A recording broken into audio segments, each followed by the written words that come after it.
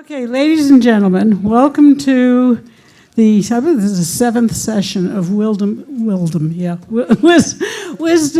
the Elders. It gets better every time. Which started in the year 2010, came out of my little brain, the idea, and it's been progressing ever since, but that's neither here nor there. Interestingly enough, the 2010 group, the first group, was Oscar Brand, whom we just lost, and Theo Bickel, whom we have lost. And no, the other one's still here, David Amram. Okay. He'll never go away. So he's a good sign. And there's been a lot of people who have come and gone through these things over the years. And each year I choose a co-host because my brain doesn't always work, and I always choose somebody who is kind of anal and knows. I know that they'll be prepared much better than I am. And this year I chose Susan Forbes Hansen, who has been on the radio in Connecticut, conveniently enough, since 1979. Half my life now. And she's interviewed many people, probably these guys already a few times. So she's experienced. We like experience. And Experience doesn't mean anything necessarily, though. well, we're going to hope it does today. So we're going to start out, and Susan is going to interview our first guest. And this is, for those of you who didn't realize, it was supposed to be Tom Rush. Well, we kept the Tom, but we got rid of the Rush. And what happened, unfortunately, he wasn't feeling well, and he dropped out on us. And I begged Tom Paxton, and I said, Tom, please, you've got to fill in. And he said, oh, okay. She said, come here. So that's why it's Tom Paxton. It's not your eyes, it's reality. And of course we have Noel Stookey sitting here, and over there on the other side, Miss Nora Guthrie, who gave a great presentation this morning. Quite a stellar cast. All right, Susan, take it away. Let's get going. Well, I'm going to ask Tom Paxton all the questions I was going to ask Tom Rush because I studied for that exam. So those years at Harvard and Club 47. Once I wrote no regrets. I was off and running. You're I don't know how many years ago, probably 20 years ago, I was hosting a festival in Connecticut, and you were up next, and I asked you what I should or shouldn't say about you, and you said, just don't use the L word. And I went, what do you mean, liberal or lesbian? And he said, you can call me a liberal lesbian, just don't call me a legend. So after all those years, can we call you that, or is that a whole different kind of concept? It is. I hate the word. It puts everything into a different context, an unreal context. Pete and Woody are legends. We are not. So, well, what's the difference? Oh, I don't know. I understand. It's so subjective and everything. It's just that I refuse to think of myself in those. Okay. In that context, it's just because you do something different, or because you're not. It's because just like Woody, who's certainly still one of my heroes. I consider myself a workman, a craftsman. And what I do is craft songs the best I can, as I would if I were making cabinets. And I love the applause. I respond to it, feed on it. I certainly have a healthy ego, but glory doesn't come into it. It's just not the way I see myself. Okay? I guess. I tend to kind of think of legends as being, historical figures who have done something heroic and so forth. So I don't tend to use the word in terms of cultural things. Well, I'm not historical yet. Not yet. And I'm thinking more in terms of, as I say, battles and that kind of thing. And I think of what you do as a cultural thing. And I think that the idea of applying legend to that, it's not good or bad, it just doesn't seem to fit to me very well. I agree. Anyway, okay. So, you two gentlemen actually have a bit of history. Oh, So, should I ask you about that, or should I ask? it's my old roommate here. Exactly. It was, we had a place, where was it? It was 629 East 5th Street, between B and C. around the corner from the Scunch Hut. What? That was where you could get breakfast at 4 a.m., Yeah. and we did. There's a very nice interview of Tom on his website, which I don't remember what the station was, or what the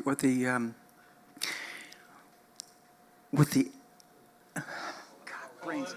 No, what the occasion was, but you went quite through all your history on it in this interview, and you described coming into New York and your first. So, would you give us a little bit of the history of your beginning songwriting biography? I was at, I came to the New York area courtesy of the Army, sent me to Fort Dix to the clerk typist school, and I will brag a little that I was the honor graduate of the clerk typist school. A legend. I think they probably still talk about me. I wrote The Marvelous Toy on the Army's typewriter during typing classes. Like about 5 or 6 other guys, I could have passed the final on the first. I knew how to type. The Army's not interested in that. You are there to learn to type whether you already know how or not. So to fill in the agonizing boredom of it all, I made up a bunch of songs, and one of them was The Marvelous Toy. So, when did you start actually writing, though? Were you writing long before that, or did it just happen to occur to you? I started writing at the University of Oklahoma. I was a drama student. I started out wanting to be an actor, but I compromised and settled for the security of folk music. Good choice. And I wrote my first song in the back row of a Shakespeare class, and I'm ashamed of myself because I really liked Shakespeare class. I don't know why I took that day off, but I wrote the third or fourth worst song in the English language that day, and I luckily didn't realize how bad it was, and I thought, wow, I've written a song here, and sang it for my friends, and they said, wow, the Kingston Trio should record that song, which they said to anything you wrote. Of course. Because they were friends. They thought well of me. So I must have written like 40 or 50 songs by the time I finally wrote The Marvelous Toy, which was the first song of mine that actually got recorded by anybody. At the time that you were doing this studying in New York, started the question wrong. The movie, Inside Llewyn Davis, has a representative of yourself in it. Yes? Yeah, Yes? not by name, but No, yeah, it implies it. Okay, so how accurate is that? Well- and did they ask your permission? No, they did not. They did not. And as for accuracy, I would have drunk paint from a can before I would have worn my uniform in Greenwich Village, which this character did.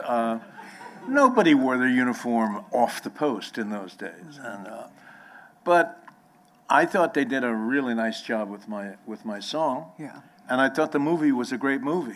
A lot of my friends were angry because they thought it misrepresented Dave, which it was never. Llewyn Davis was not ever supposed to be Dave Van Ronk. They just based the movie on his book about the scene, and I thought they did a pretty good job. The only thing my only criticism of it was nobody laughed, and we laughed night and day. Okay. We were always laughing at one another, at ourselves, at just at life, but not in Llewyn Davis. Yeah, right. It was a very serious movie. Good movie, though. Yeah. And Noel, just to sort of skip over for a minute, you also were, in a way, represented in that movie, or they called, well, they talked about doing a trio, Oh, and that's talked about right, bringing that's right. Lewin into this trio, and so you kind of made your way into it a little bit. I don't, I never heard that rumor until the trio was 20 years into its career. But somebody said they offered Dave Van Ronk a position with Mary Travers and Peter Yarrow. I cannot imagine Dave saying the trio. I think it's actually true. Well, and it's just bizarre enough, it probably had to be true. I just have a comment about Llewyn Davis. I went into it, Tom said he liked the movie. I did not like the movie, it turns out, but I went into the movie giving it full bore, and of course, it comes up on this guy doing this kind of introverted tune. It's just an acoustic guitar, and there's bricks in the background, and I'm thinking, well, they're off to a pretty good start here. That's real low key, and it's all about the music. And it's all about the lyric, and it's all about the feeling. And when the guy ends, the people sitting in the supposed coffee house all go, "You can't do that in the Greenwich Village coffee house. The Italian neighbors would kill you. They would send the police department." And that's why we all went, just try it. Everybody do that. Thank you very much. Thank you. Thank you very much. And so they got off to a really bad start, as far as I was concerned, and the movie went downhill from there. Of course, John Goodman's character was brilliant. Fantastic. Woo! That was a brilliant. He is. He's a crazy guy. So I'm I'm rewinding the tape. So I only have so much tape to play. So we got to make the best of it.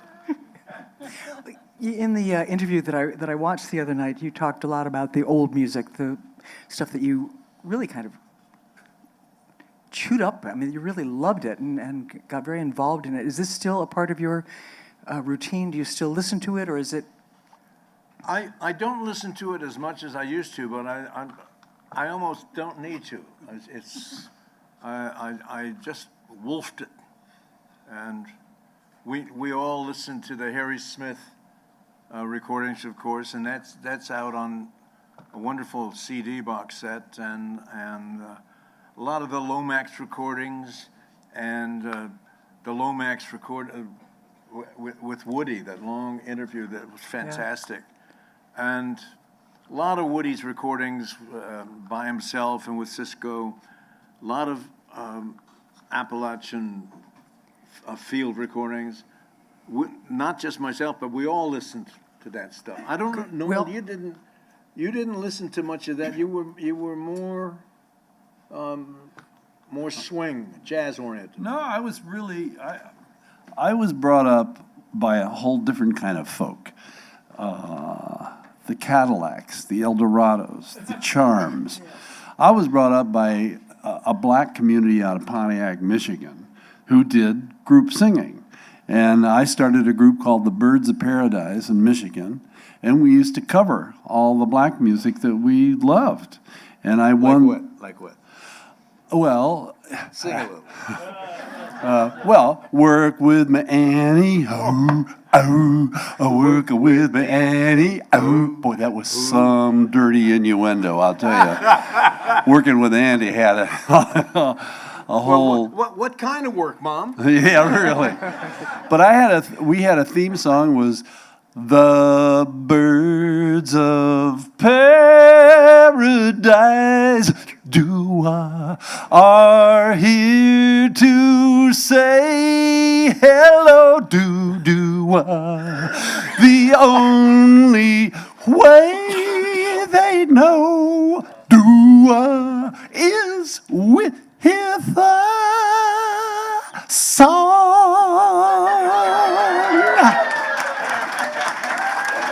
Yeah. We were hot stuff in high school because, and Tom kind of alluded to that.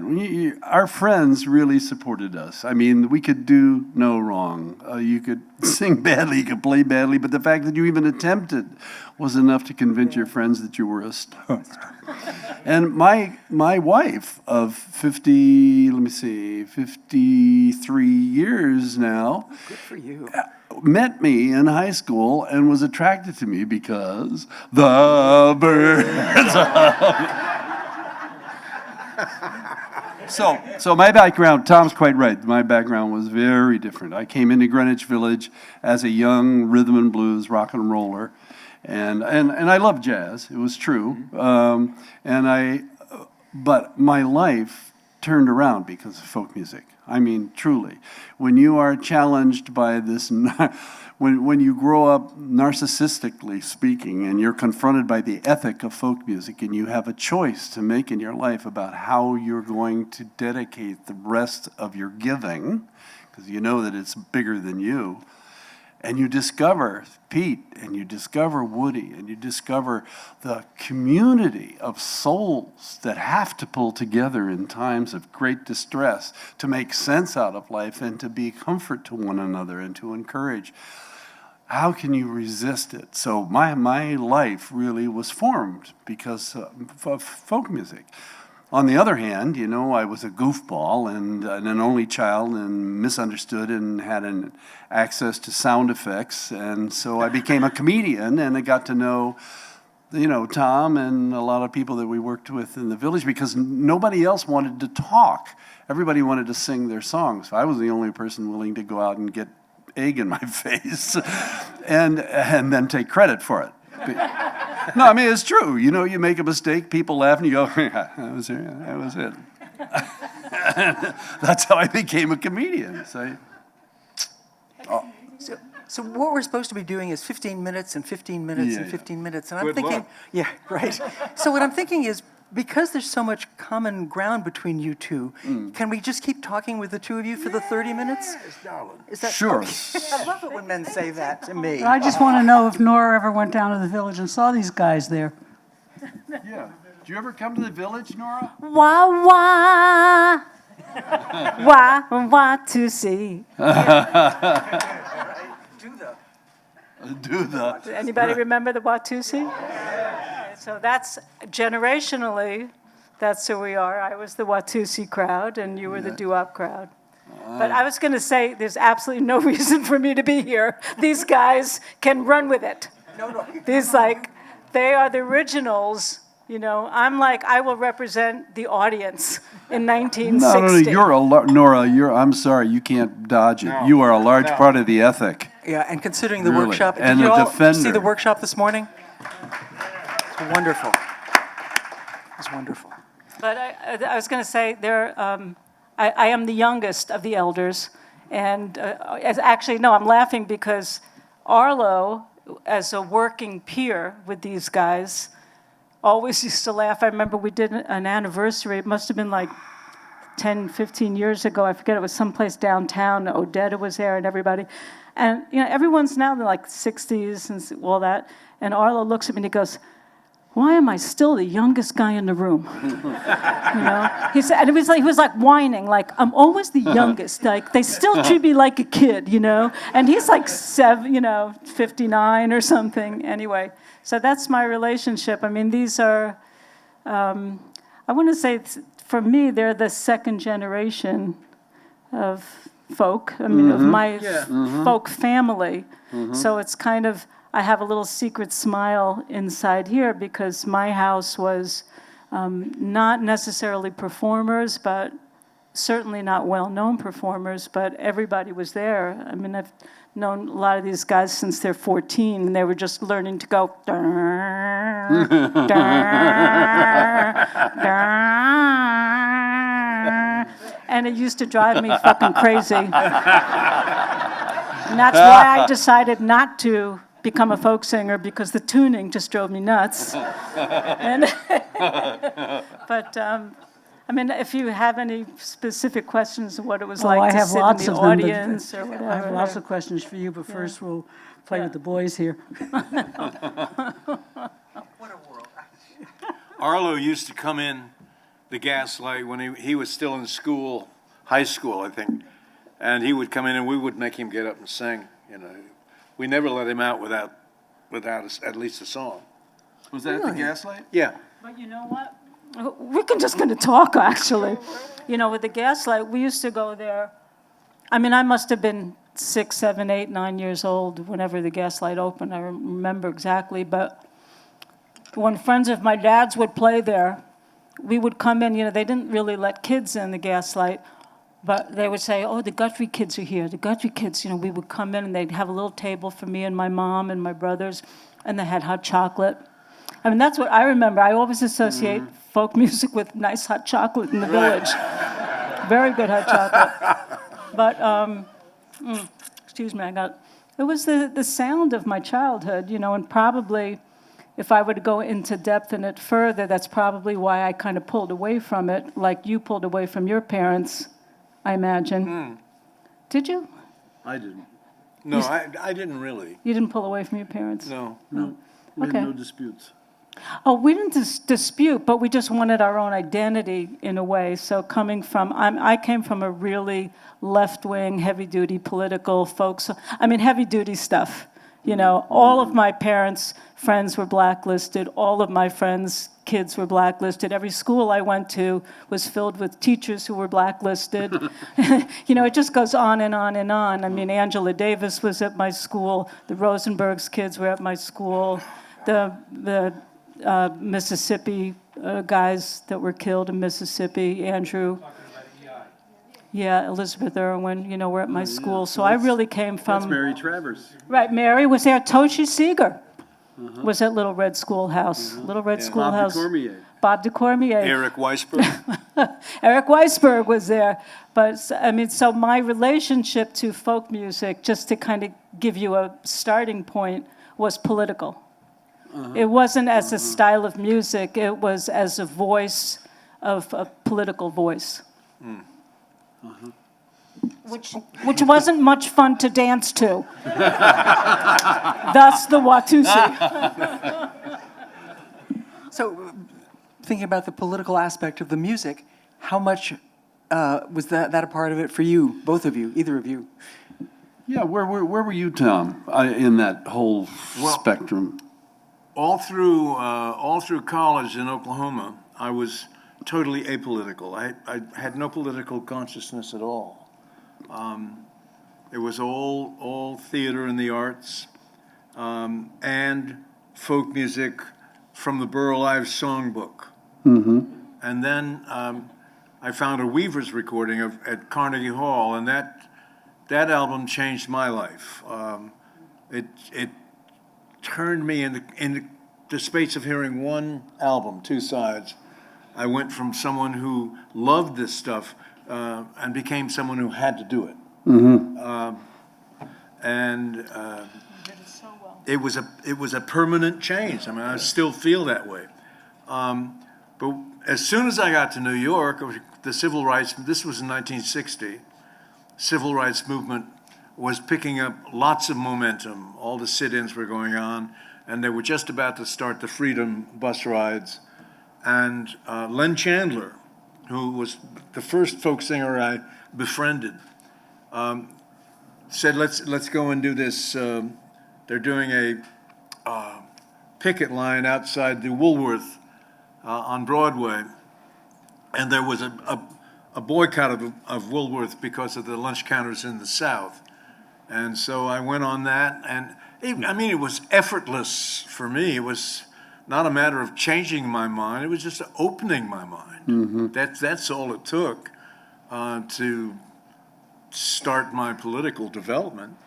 I also think that the term political is maybe a misnomer in this case, because folk music gave us the opportunity to talk about things other than dating behavior. I mean, truly, which was, pretty much the top 40, during the 50s when we were coming up with fins on Cadillacs, and it was all about that. And so Tom's take on our shared existence was, whether you'll admit it or not, was political. I mean, for instance, this song he wrote, "My dog's bigger than your dog," "My dad's bigger than your," the fact, I'm not saying that it was a precursor to bullying in schools, but the fact that he could speak of an attitude with simple terms and expose our humanness one to another, to me was the beginning of a political act. Now, the reason I possibly have such a loose definition of it is that my progression after being confronted with the ethic of folk music, and I predated Tom's involvement because of really because of my two wonderful partners, Mary Travers, who also was Elizabeth Irwin, and an activist, her mother, a journalist, her father, an author. They marched in Washington, to protest the execution of the Rosenbergs. Mary was deeply entrenched in the liberal and progressive side of politics in New York City, even as a kid. And Peter Yarrow, of course, his mother Vera, she kept him on the right track, and he was at High School of Music and Art. So I walked into this and got gobsmacked by these people who knew much more about than I did. When I said something about Reagan's handling of education, Mary turned to me and said, "Do your homework." There was just no defense for a young Midwestern kid who was apolitical. I walked into this hornet's nest of perspective. But you cannot deny ultimately what the compassionate side of the equation is. And that's what draws most of the arts, I think, into the liberal progressive movement, is because we're willing to take chances and we're willing to extend compassion, whether we do it through our music or whether we do it through our lives. And that brings me to the final point that I'm going to interrupt with, which is your life. When you sing folk music, your life becomes your music, becomes your life. In other words, the idea is to integrate your greatest longing, your greatest hopes, your love and your passion with that which you do.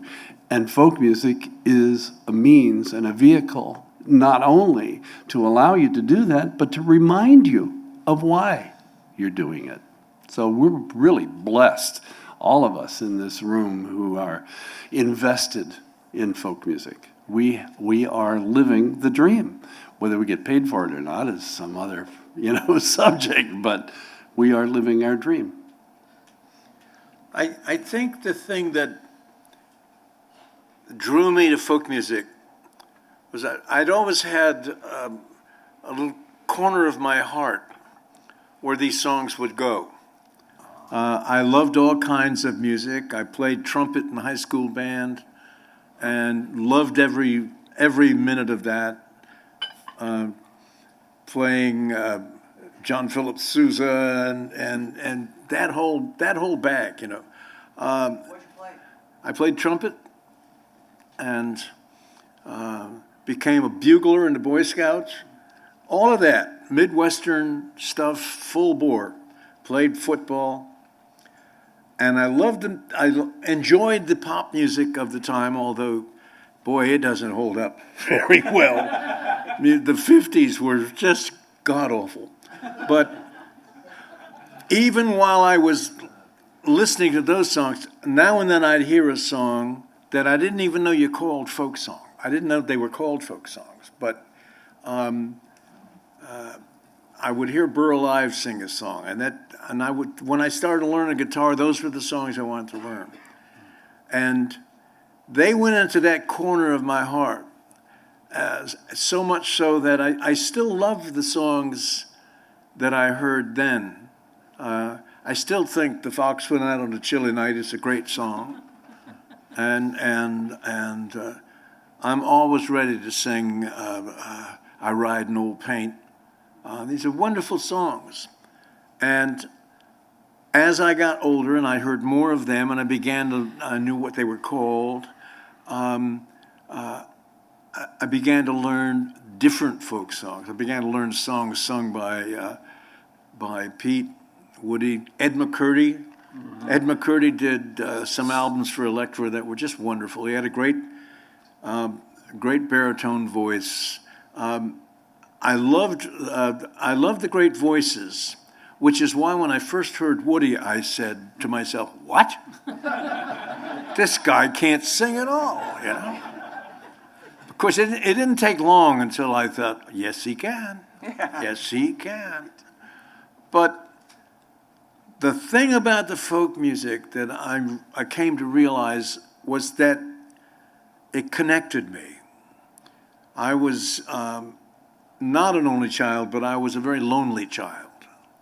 I always felt a bit of an outsider, even if I was in everything at school, had lots of friends and everything, but part of me just, I raised 10 years in Chicago, and then all of a sudden I'm in Oklahoma. I might not have completely made that transition.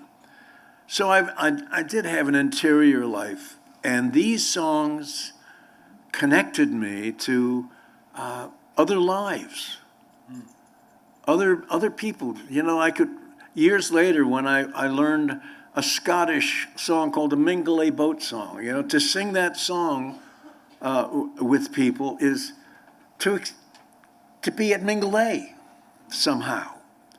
And pop music, whatever its strengths, it didn't do that for me. And that, in the end, is what drew me, the fact that this is people, not just folk music, but people music. It's songs that people sing for the love of singing. They're not songs that you sing to make money. They're songs you sing to sing. And those were the kind of songs I wanted to write. As he was talking, reminded me when I was in elementary school, I went to a little school that Margot Mayo was the music teacher. For those of you who might not know her name, Margot ran a folk dance group in New York. And Pete and Woody played fiddle and banjo for that folk music group. And that's how Pete met Toshi. Toshi was a dancer in the folk music group. And they used to meet once a week and just do square dances and hoedowns and stuff. And so Margot was the music teacher at my elementary school. And every once in a while, if you get to Google Margot Mayer, or go to one of these weird folk blogs, there's some really cool stories, because she smoked during the whole class. She would she had a cigarette, and she'd lay it on the piano and then teach us Michael Row Your Boat Ashore. And I always wondered, when I heard Pete do it, like, don't you smoke when you sing that? You know? But anyway, what I was going to say about the singing aspect of it, this school was in Brooklyn. And some of the early songs that we learned were like the Negro National Anthem. That was like I was in third grade. Lift every voice and sing. You all know that? Lift every voice and sing till earth and heaven ring. Ring with the harmonies of liberty. As a matter of fact, at my granddaughter's public school now, they sing that first thing. And they all look at me like, how do you know that? my grandchildren, right? But the point I wanted to say was, and she would teach us in 4-part harmony, these wonderful choral arrangements of all these songs. And we used to take the BMT home to Coney Island, Brooklyn, and instead of singing the doo-wop songs, we sang a cappella on the friggin' BMT, Lift Every Voice and Sing in 4-part harmony. And all of these folk songs that we had learned in harmony, this was, and the whole, subway, this is like Manhattan's subway, right? And the whole subway would just light up, and we were like, this tall. We were like 3rd grade, 4th grade, singing all of these incredible songs, Negro National Anthem on the BMT to Coney Island. But it's the same feeling. I was reminded when you were talking about community. Yeah. It was the exact same feeling. I saw somebody turned me on to a YouTube of Arlo at Wolf Trap with Pete and a big band. I guess Arlo travels with many more musicians than I had thought. But he introduced this song he said he introduced it by saying that he had sung it previously with Pete in Germany for 30,000 people. And the song was Fools Rush In. And I think he made quite a telling point, is kind of what you were getting at, is that folk music has a component of informing you and entertaining you, but boy, it sure has that community, has the opportunity to be enjoyed as a community sing. And sometimes it doesn't matter what the words say, but the fact that we're invested in it is what makes it folk music. That's why the hootenannies were so popular, and they started in the 40s, that the Almanac Singers started the early hootenannies. And the sense of everyone coming together and singing, and you didn't have to be professional, you could join in the hoot. And one of the most wonderful statements I ever heard about a hootenanny was Bess Hawes, Michael? Bess Lomax Hawes, who talked about the hootenanny? It depends on which story. And she told the story about that she was talking about what the hootenannies were, where the word came from. They had a basement on 10th Street and Greenwich Avenue there where they had Almanac House, which is still there. And she said, well, everyone came to the hootenannies. Everyone came. Teachers, doormen, taxi drivers, chefs, laundry, cleaning ladies, everyone came, union people. And she said it was such an assumption. Now, can you imagine a New York City hootenanny today with doormen, lobby, caretakers, taxi drivers, teachers, union workers, nurses going once a week to a hootenanny? Music has changed. The first broadside hootenanny was November 1964, and Tom Paxton was the MC. Do you remember that? You don't even remember? I don't remember. Okay, well, I do remember one hootenanny. One of the things about hootenannies is that everybody sits on stage. It's not a matter of being introduced, and everybody comes out and sits down. You get up, you sing your song, you sit back down. Maybe you get up and join someone's song. It's a wonderful format. And one of these broadside hootenannies, Art DeLugoff, bless his heart, lent us the Village Gate, which was a big venue, one Sunday afternoon a month. And we could raise money for this wonderful magazine that was put out on a shoestring. And there was this one time that I was sitting with Len Chandler next to me, and in between us was this little child from New Jersey whose guitar was bigger than she was. And it was Janice Ian making the first public appearance she'd ever done. And she sang a song that was so full of sass that Len and I were falling over each other, and we made her go back and do another song, which she didn't ordinarily do. But they were great fun, those hootenannies. And then, of course, there were the organized hootenannies, like the Monday night hoots at Folk City. Gertie's. Yeah, Gertie's Folk City, which was, they were just absolutely packed. And the only people who got paid were the MC, Brother John Sellers. I think he got maybe $20 for the night or something. No one else got anything. And the place, made a fortune in beer and stuff. And I don't know if you had to pay to get in, but you had to drink. And Mike Porco was this Italian immigrant who had this neighborhood bar and restaurant until Izzy Young from the Folklore Center convinced him to put folk music in there. And Dave Van Ronk used to say that Mike understood English perfectly well until you started talking money. Then it was, what? Did they pass a basket at Gertie's? No. That was strictly gas. that was the third side. And the wah. Yeah. Yeah, third side past the basket. Well, while I have the mic, you all know Tom and Noel through their singing and their music, and you recognize the last name of the other person on the panel, Guthrie. It's rather a good name to have. But I'm just wondering if you realize who this woman is and what she has accomplished. If you think about her this way, she is the granddaughter of Eliza Greenblatt. She is the daughter of Woody Guthrie. She is the sister of Arlo Guthrie. Now, can you imagine going through life being defined by your relatives? So she did something about it.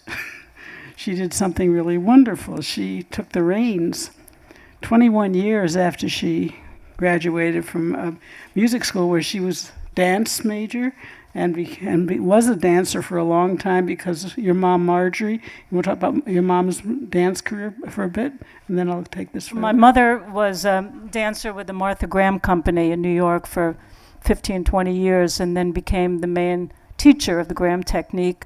And among her students were Merce Cunningham and Eric Hawkins and many, many other people who went on to form their own companies and careers.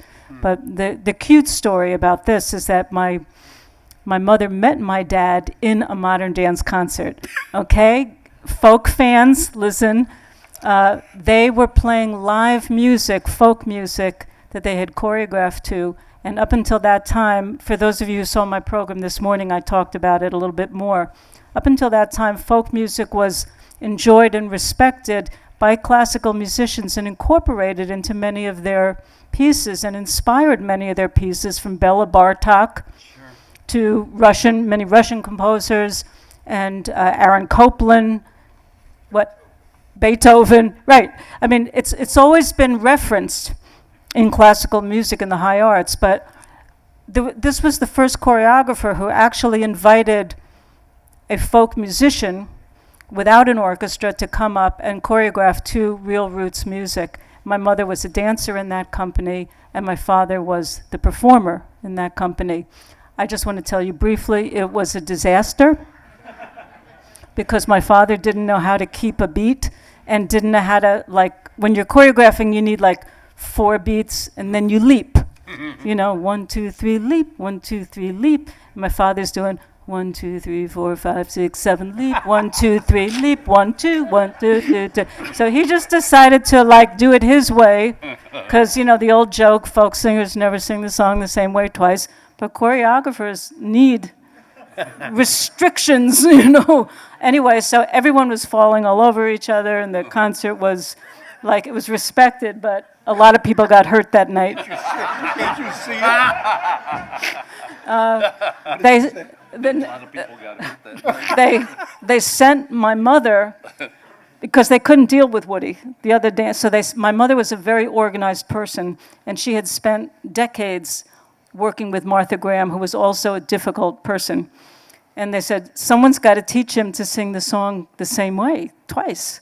So they sent my mother to the apartment and said, with cue cards, like a bouncing ball, 1, 2, 3, 4. Yeah, but it was and she had cue cards that were written on shirt cardboards,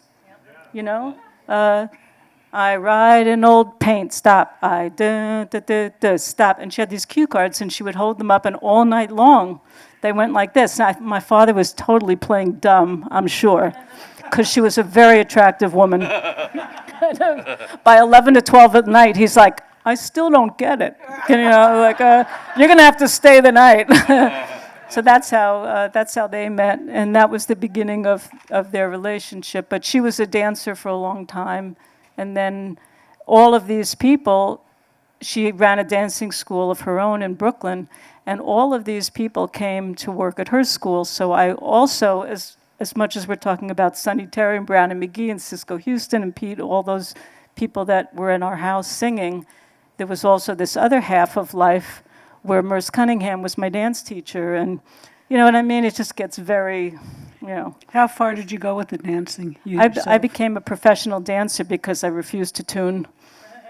I just wouldn't do that. Not going there. And also I had a number of older brothers in our family. Jack Elliott came to live with us when I was a baby, and he spent a year and a half babysitting. It was only supposed to be one night. A year and a half later, he's still there. So he was just telling a story, that one. It's a long story, for those of you who know Jack. So he was there, and then he played guitar, and then there were a lot of other people that were coming over and playing guitars and singing, and all of his friends, and then Jack's peers, and then Arlo started, and all of his friends, and then Dylan came, and all of his friends, and it's just got to be a long up the ladder climb. I thought, oh my God, never. I mean, how do you climb up that many rungs? So I went into dance. I'm really curious, something I'm very curious about, and it's kind of serious and sad. Your dad went into the hospital when you were quite young. What was that like growing up, knowing Dad was in the hospital and you had no idea when and if he was coming out? What was daily life like through those years? Well, to be perfectly honest, after years of therapy, I'm able to say, no, it was awful. It was really an awful time. My father's disease was an awful disease, and it feels bad, it looks bad, it sounds bad, it's bad. And there was nothing known at that time. This is before any kind of genetic research or anything, and my dad was put in a psychiatric ward in a hospital in New Jersey. And the disease itself, like I say, it's visually an ugly disease. You know someone's really, really sick when you see it. And they smell bad. They can't control their bowels. They can't, everything really starts to fall apart. So it was really pretty bad. And we used to go out every Sunday to New Jersey to visit him. And at some point, it was just so scary going into these wards with 50 psychiatric patients. And he decided he could have gone out. He wasn't made to be there. But there was nothing to do. There was nothing else we could do. There's nothing my mother could do to take care of him. So they decided that he should stay in this hospital for 15 years. And he wrote a lot of songs and things during that time and about how he would help work in the hospital and sweep the floors and try to take care of feeding some of the other patients. So it was a very, very tough time. And I remember just being so embarrassed. We would bring him out of the hospital to go to a diner or something, just to get a hamburger. And because of his physical look, it was so everyone thought he was drunk. And you hear that story over and over in folklore that people thought he was drunk. When they'd see him on the street, they'd cross the street because they didn't want to talk to him. All of his old friends, from the folk scene in the early 50s. So it was really a kind of miserable time. And How old was he when he died? he was 55 when he died. So he was in the hospital like from 40 to 55. Yeah. So it was very hard on us. It was like this two-sided thing. On one hand, we got to go to the Gaslight and get hot chocolate. And on the other hand, we didn't have a dad. And I'll just tell you one personal thing is that because of his disease, we couldn't hug or talk. Oh. We couldn't go like that. His arms would be flailing. You'd have to protect yourself. So you couldn't hug him. And then his speech was so slurred, you couldn't have a conversation with him for most of that time. So there was really no communication other than, I want to say, spiritual. Your mom must have been a rock, for you kids. She was, yeah, she was a big rock. But so I think that part of maybe what you're kind of getting at by even having me on this panel is that sense of many, many years later, when I became an adult. That's what I'm getting to. That's what yes, you're getting exactly. at. And I was able to look back at my father as an artist and look at his work and not look at him as a very ill person who frightened me to death, as children are frightened by, these kind of ugly diseases. So this young lady who... half of my life to work through that and then get back to him and say, oh, he wrote songs. So this young lady who was raised like that ended up being, now president of the Woody Guthrie Foundation, the founder of the Woody Guthrie Archives, president of the Woody Guthrie Publications, and she started in November 23rd, I'm sorry, that's the wrong date. April 28th, 2013, opening the Woody Guthrie Center in Tulsa, Oklahoma, which is an absolutely amazing accomplishment. Tom's been there, I know, and I hope to get there soon. And would you talk to us a little bit about what we have at the Woody Guthrie Center? And this is all because of Nora doing all of this work. Well, first we opened the archives, and there wasn't an archives 25 years ago. There were boxes. My mother had saved all my father's stuff, so there were boxes of stuff. And Harold Leventhal, who some of you know, Pete's manager, and you produced your shows. Yes, and you did. Yeah, mine too. Produced all of these guys' shows. He came to me and he put these boxes on a floor in front of me and said, "What are you going to do with this?" And I started looking. And actually, the thing that inspired me, Sonny, is the first piece I picked out of all these boxes, I looked at it, and it was a beautiful piece of writing that says, "I say to you, woman and man." And this was a far cry from the Dust Bowl ballad guy. And he writes in this essay a beautiful poem to a girl. And here I am, the daughter, and I'm hearing for the first time in my life what my father would have said to me had he not been ill. "I say to you, woman, go out of your house and be the wild dancer of my dream." That's the first line. Wow. And here I am, having been a dancer, having done all this stuff, I'm like, oh my God. And then it's go to your office, go to your vote box, go to your thing. And if your husband gets jealous, go out and get new lovers. If your husband gets your heat tied, go out and untie it. And I just was reading, I said, this is like my father's, he's talking to me. Sure. Are you talking to me? So that's really what got me hooked, was like a personal, first-time conversation from father to daughter about what I might do with my life. And you've had hundreds, and we have file cabinets full of words to songs, not music, but just words. Right, well, we first started just organizing all of these papers. And what have you done with those words? It's a long story, but this 20 years I ran the archives in New York City. Like your Sonny was saying, is there about 3,000 lyrics that he had left behind that had never been heard. And many of them, I have to say, Noel, were love songs. And when you talked about love songs before, we all love songs. I'm sorry, we do. And he had written so many love songs. I remember Fred Hellerman at a symposium once that I went to about Woody, and I wasn't on the panel, Fred was. And Fred said, he kind of gave this whole speech about how Woody never wrote these stupid love songs. He wrote, and I went, excuse me.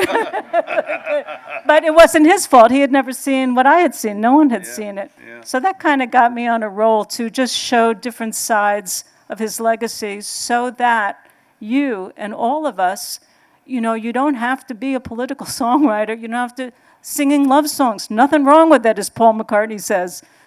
This 360 degrees is our life.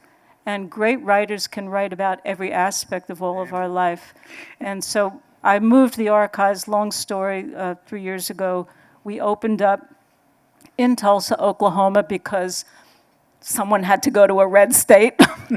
I figured Woody could handle this. And we opened up the beautiful Woody Guthrie Archives and Center in Tulsa, Oklahoma, which is a center where I'm proud to say one of the first things they did, that they do programs, it's a museum, there's educational, they bring students in, the archives is there. But you know what else they do? It's a gathering place to celebrate so many people. When they had the Supreme Court LBGT thing that in the Supreme Court with gay marriage, the woman who brought that case to the Supreme Court was from Oklahoma. So when she came back, the couple came back to Oklahoma, where did they celebrate? At the Woody Guthrie Center in Oklahoma. Yeah. So things like that are happening. They have another Supreme Court with wearing the veil, the Muslim veil. The girl just won the Supreme Court.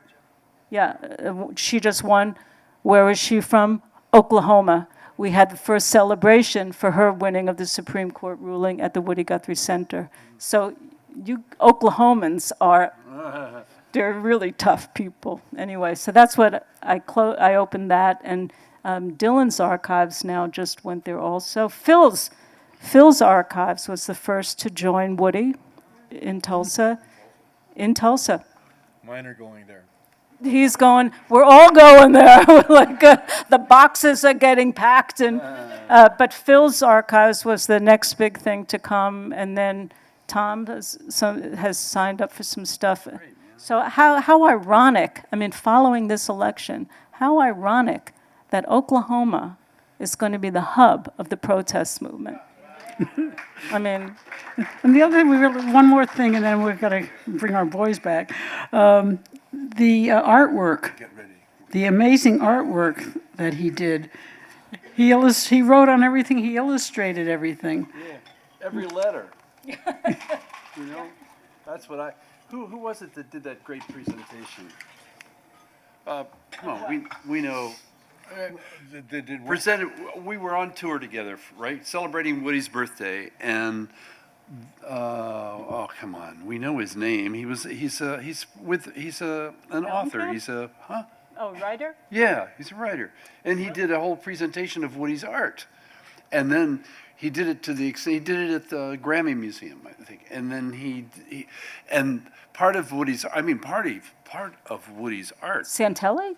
Oh, no, not Santelli's the head of the Grammy, but no, this was, I can't remember his name. But what was amazing, what was amazing about this presentation was, you saw these staggeringly beautiful oils that Woody had done. I mean, you had no idea that the man was Renaissance, But then he also found these letters to various people that had come back to Nora and to the collection, and they're just, they're a guy playing a banjo. It's sunrise over this lovely letter of, I was here and I visited and I saw a man feed a seagull and it made me think of you, and why can't we feed each other like these seagulls are fed? And then there's a picture of a big bird flying. I mean, he generated incessantly.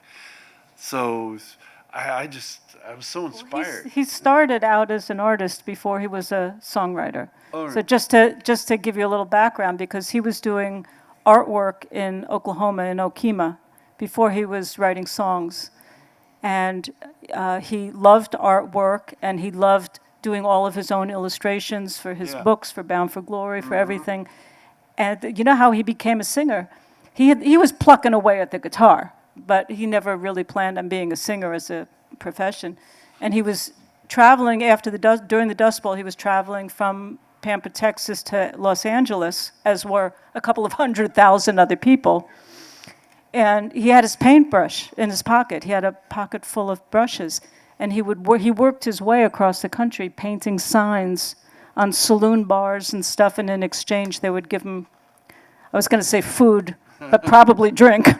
So that's how he worked as an artist, making his way. And one day he was hitchhiking, and he was at a gas station, and they needed money for gas. So he said, I'll run over there, and I'll see if I can get some artwork to pay for the gas.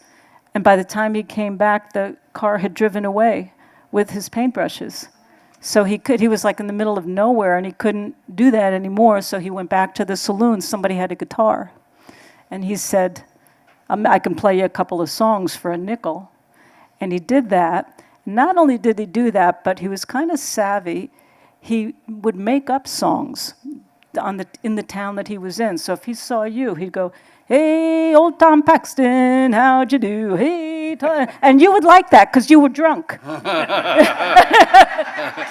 And you'd say, exactly. They'd say, sing it again. It's exactly what happened. And Woody realized he could make more money singing a song over and over again. He said, a painting, you do it once, it's sold, and that's the end of it. A song, it just keeps going and going and going. The nickels, they just sing it again. You got another one? Sing it again. Yeah.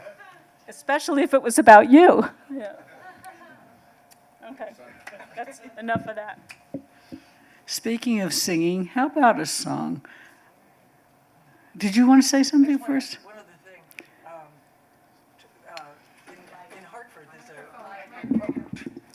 In Hartford, there's an organization called Theater Works, and they have put up a play about Woody. And soon, they're going to be putting up a play about you guys called A Song Will Rise. That's right. So No, I if don't you, know anything about it. well, here's what it said in the Hartford Current. It said, so-called Peter, Paul, and Mary musical, which was scheduled for spring 2017, has been moved to the fall of 2017 because you and Peter have gotten involved with shaping the show. That's what they're saying in Hartford now. Okay. Are they telling on you? Full time. Yeah, evidently, right? No, shaping the show means if we're going to give it our blessing, we want it to be accurate. Yeah. And we want it to be redemptive, and we want it to have a point other than da da da da da da da. So I don't know, shaping it. Yeah, they will consult with us. Well, David Lutkin did a really good job with the one called Woody Says. I don't know if you know that one. No, I don't. want to hear about when they were roommates. Come on, let's get the dirt on these guys. Are you going to tell that? And I all tell their you, friends. we created a game. I don't know how we did it. Oh, I think Tom invented it. Yeah, he did. That's right. I just went back to the beginning of Run-Its. Run-Its became very popular on the road for a while. Now, a run-it meant that you would take something like this and you would go, watch out, here comes Mr. Trump. Right? Perhaps the significance of that escapes you. But it was improvisation, and it all began because this man and I shared an apartment which had, some crusty furniture in it. It wasn't always, up to snuff. And From the sidewalk to the apartment. from the sidewalk to the apartment above. It was a 5-flight walk up. It smelled like the men's room at Grand Central, but it was $46 a month. And even though the toilet upstairs leaked down on the toilet that you were sitting on, if you got out of there in time when you heard the chain being pulled, it was no problem. You were fine. That's right. So Tom is sitting at a little desk that I've constructed with a stool that we've rescued from the sidewalk, and which we have put together many painstakingly times because it was very wobbly, and we'd have to jam it back into the top and push down and fit it in. Finally, Peter and I are in the bedroom area, which is just one big room, but we kind of separated. We hear this, God damn it, that's the last time. And we hear crash, smash, and all of the remaining parts of the stool are being destroyed, right? And then finally the dust settles, and into the room, holding the seat of the chair like this, and one of the stiles, right, one of the support legs, backs Tom into our rehearsal space going, I'm not going to go out there, Harry. There are real lions in that arena.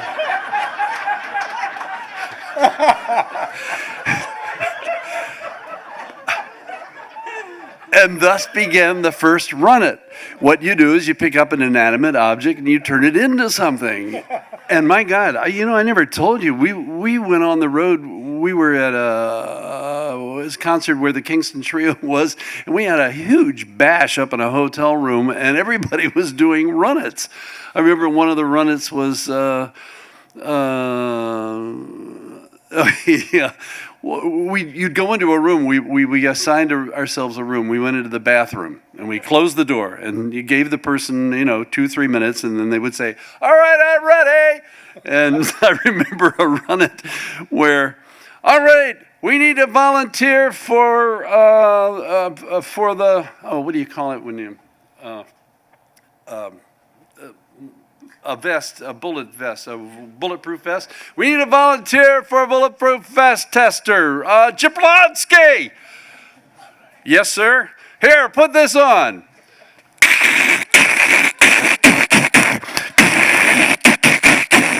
And then the door opens up, and out staggers one of us with a bath mat with all these holes in it,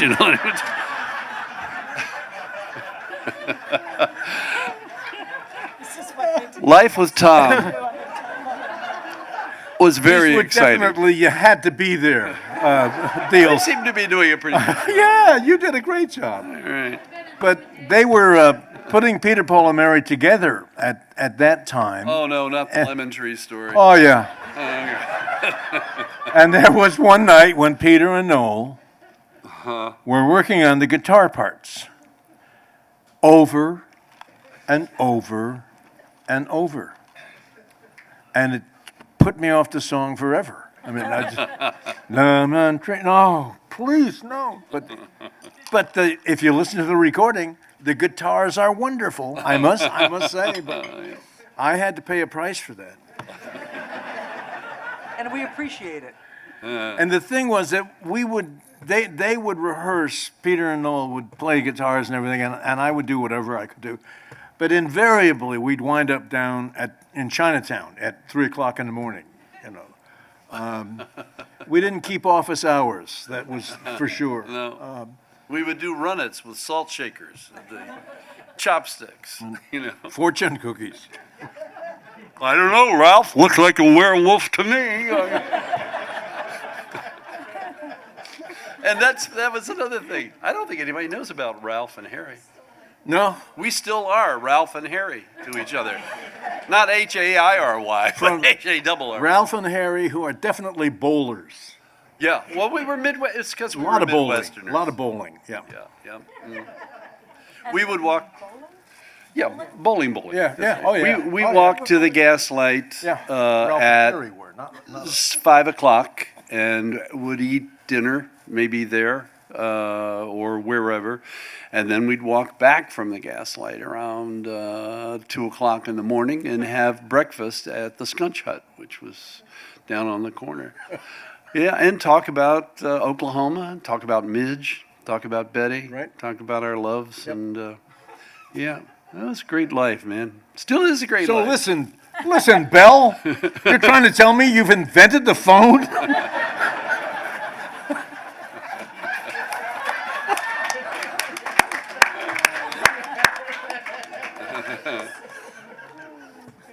Do you know, when Alexander Graham Bell invented the phone, it was so new that they had to decide, what do you say when the phone rings and you pick it up? That no one had done that before. And do you know what I swear to God, his suggestion that we should say when we pick up the phone?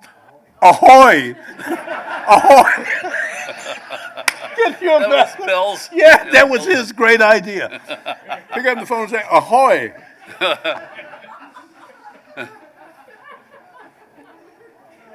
Have we gotten off the topic somehow? Does anybody mind? There are some unsung heroes though, and Tom touched on one of them, Len Chandler, who's really I think he's still around. He's is. on the West Coast, Pasadena. but he was cutting edge for a while, doing topical music by the hour almost on a West Coast. He is the radio. co-writer of Green, Rocky Road. Promenade in green. Tell me who you love. Tell me who you love. That song is one of my favorite songs ever. I mean, talk about freedom of expression, to be able to write verses like hooka dooka soda cracker. Does your mama chew tobacco? If your mama chew tobacco, hooka dooka soda cracker. Yeah. Yep, and John Brent and Luke Askew. These are not, well, Luke actually dabbled with a banjo and sang Appalachian music. Yeah. But John Brent was in Catch-22. He wrote the most confrontive piece of literature called Bible Land, when he discovered that some over-the-top evangelist was going to build an amusement park where they were going to have all of these rides representing books of the Bible. And he just ripped them up to one side and down the other. I remember. John Brent, and he and Hugh Romney, who later became Wavy Gravy, had a simpatico relationship that was fantastic to see live. Yeah. Yeah, poetry in action. From what I understood, Len Chandler was the only one of you guys who actually had musical education. He had a master's in music. He did. He was an oboist. Wow. But he picked up a Roy Smeck model Gibson guitar and played it very, very well. Wrote good songs. Yes. Yep. And he was Reverend Gary Davis's chauffeur. That is to say, he had him on the back of his Vespa. And they would go around and Gary hanging on for dear life, Yep. right? Blind. Yeah, blind Gary Yeah. Davis. Yeah, hanging on to Len Chandler for dear life. Those were great days. Great days. It's funny, you know, you start reminiscing, and if they more of them come back. It's great to listen to you. Didn't Landon write Beans in Our Ears? Yes, he did. Yep. Beans in our ears. Why do kids put beans in their ears? Mama said not to put beans in my ear, beans in my ear. And there was a verse, what's that? I can't hear you. I've got beans in my ear. And then the final verse is, I think that all grown-ups have beans in their ears. Yeah. And Nora was passing verses off to other people to write tunes. Yes, Wilco, a band that Billy Bragg and Wilco, right? The band called Wilco. Yeah. But I didn't hear any love songs, Nora. You didn't give love songs to them. Huh? Yes, I did. You did? You might not have heard the whole album. Yeah, there's love songs in there. Okay. Yeah. But you've been giving to a lot of performers still who haven't recorded yet. But you have to go to Tulsa, to the archives, to look at those songs to see, oh, really? No, you can't. Where do I have you to go can't. to look at some lyrics to write No, music? you just call me. I love to write tunes to Woody Guthrie lyrics. We found about 3,000 lyrics that had never been set to music. He never recorded. And if you know a little bit of your folk music history, one of the reasons was he was recording with Mo Ash. And when I say that, I mean very, very informally, like just showing up in the studio and recording from 12 to 5 in the morning when the studio wasn't booked. So all the recordings of Woody's that you hear were pretty much recorded in 5 days at Folkways with Mo Ash. And I think he did 125 one day. If you go to the Folkways, Jeff Place knows the history of all of this and has written about it. 85 songs in one day, 125 in another. Yeah, I am not lying, I promise. So what he would do is he had a marble notebook, like a school notebook, composition notebook. And because he didn't pay for studio time, Mo said, when the notebook is filled up, come back and we'll lay them all down. And that's what they did. They would just lay them all down, one after the next. He didn't memorize the words. A lot of times he would just turn the page and sing the next song, which is sometimes why the melodies are a little repetitious. Similar, yeah. And you'll hear the guitar going out of tune, as you'll hear Woody's voice is kind of getting drained of energy and slowing down as well. But that's an interesting recording history. In 5 days, he did all those songs. And so out of that, there's maybe 300, I'm over-guessing, that he ever recorded. And then he wrote over 3,000. So we had about 2,700 more lyrics. So you wouldn't hear 25 takes of one song. Is what we should. Oh, no, one. No, one. Turn the page. One, turn the page. 23. Yeah. In November 2013, you put out a book called Woody Guthrie's Warty 40. Yeah. And it was about, you gave me a copy of the Greystone Park State Hospital, amazing photos.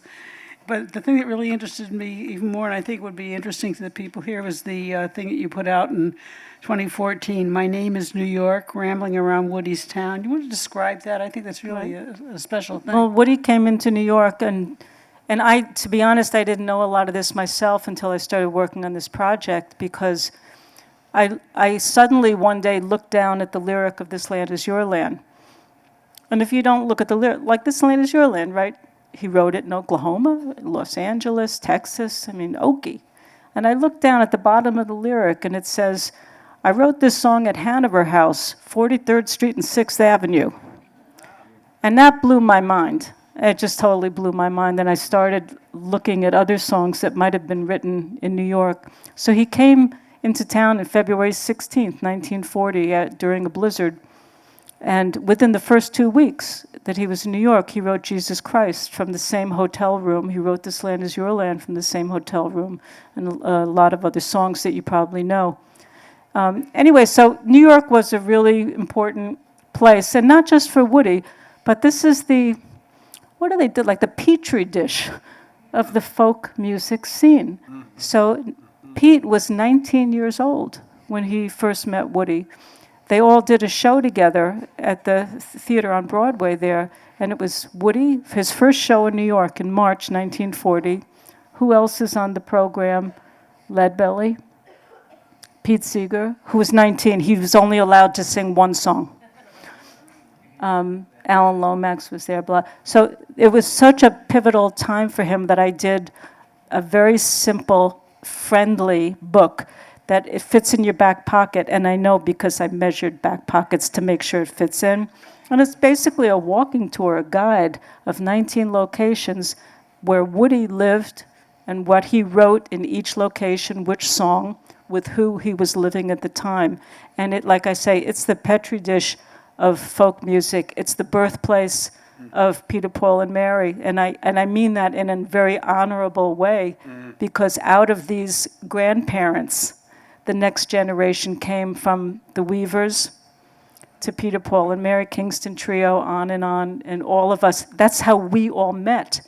So no one had really gone back to New York and said, what was the first folk song ever written in New York City, that we consider in our genre folk song? So it turns out This Land Is Your Land was actually one of the very, very first folk songs that was written in New York. So the book is called My Name is New York, and like I say, it's a pocket guide. We have it at our station here.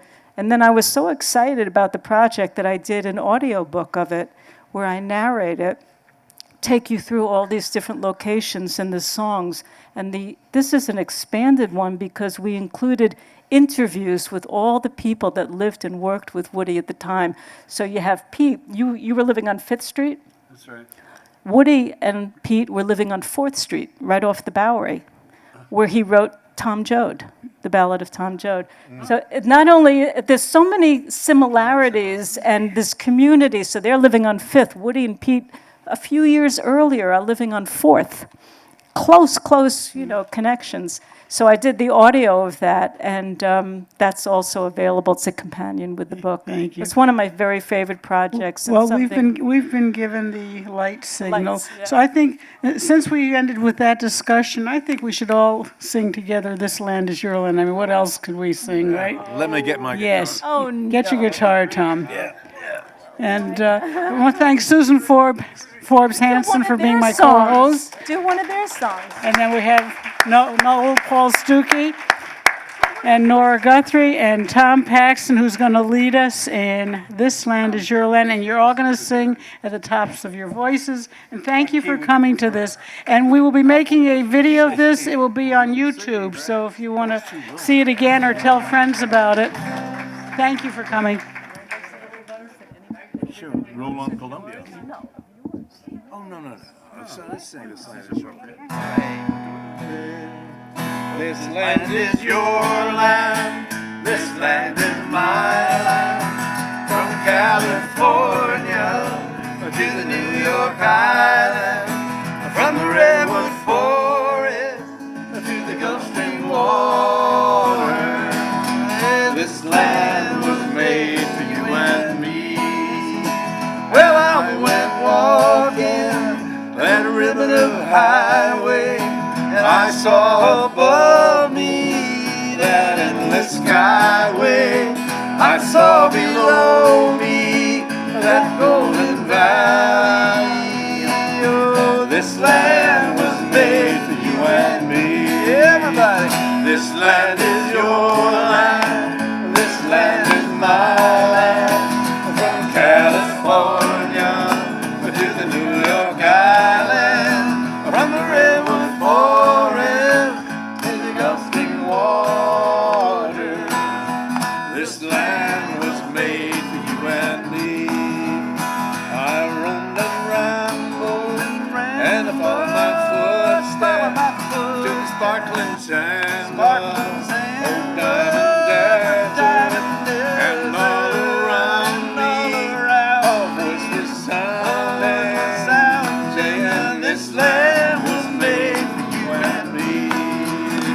This land is your land, this land is my land. From California to the New York Island, from the redwood forest to the Gulf Stream water.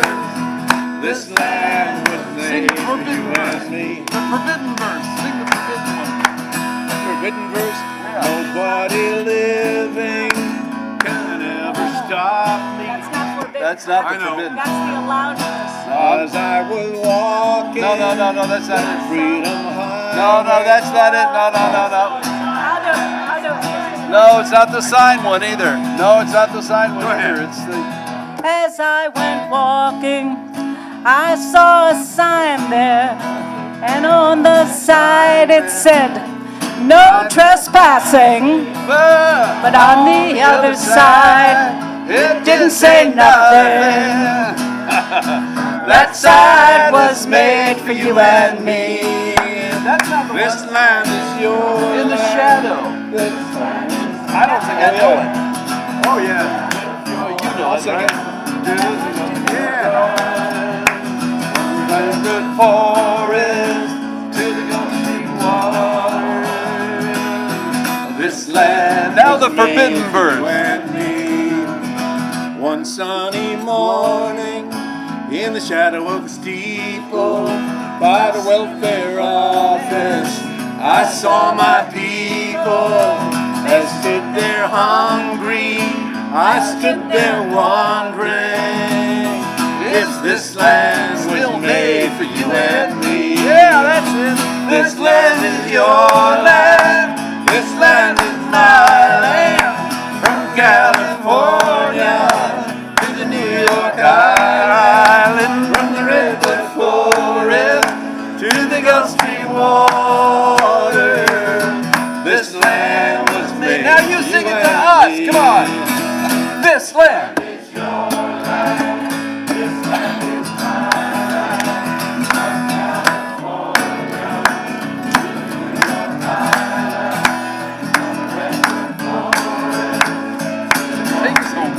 Take it home.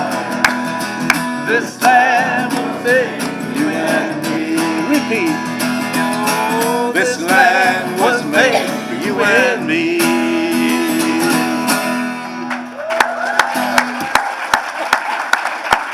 Our work is done, man. Our work here is done.